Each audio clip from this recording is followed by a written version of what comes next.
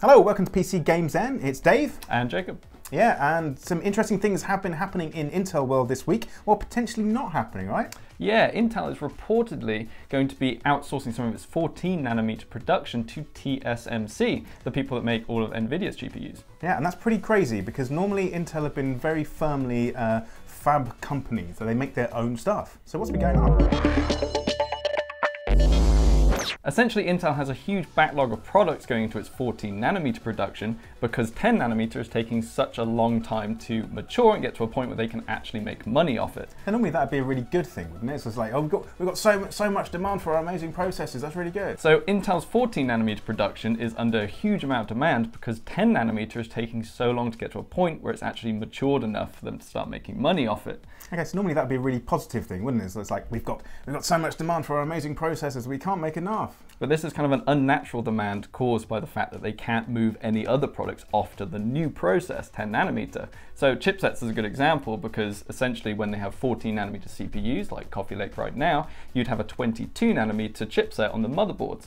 But because it's taken so long to get to 10nm, the 14nm CPUs have now been paired with a 14nm chipset. So essentially everything that Intel makes at the moment is being fabricated on the 14nm process, which is putting a huge amount of demand onto the poor fabs that are making 14nm. Yeah, so it's actually affected some of the really important server clients now, with HP Enterprise have actually said, well, maybe you should just buy AMD's EPYC CPUs if you want something right now. Okay, that's not good. Yeah, Intel are going to be really angry about that one. So that's really not panned out for them, and they might have to go to TSMC to start getting some of those chips out and move some of the load off their 14nm fabs, which are under so much demand.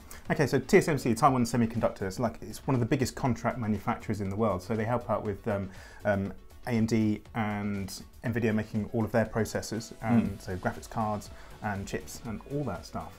Yeah, so, and they're just a foundry, and so that is not competing so much with the semiconductor stuff that Intel do.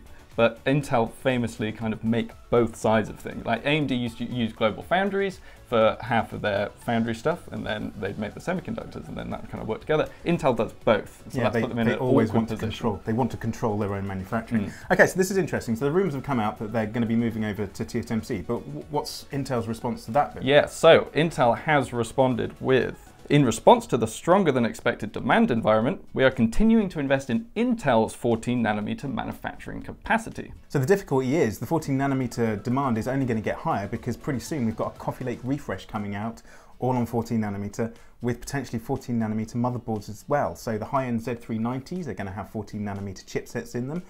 The new i9-9900K with 8 cores and 12 threads is all going to be 14nm. So all that demand is going to be there. So it's pretty likely that there's not actually going to be a whole lot of Coffee Lake refresh chips available when they launch. Which is what we saw last year when the first batch came out early because of AMD Ryzen.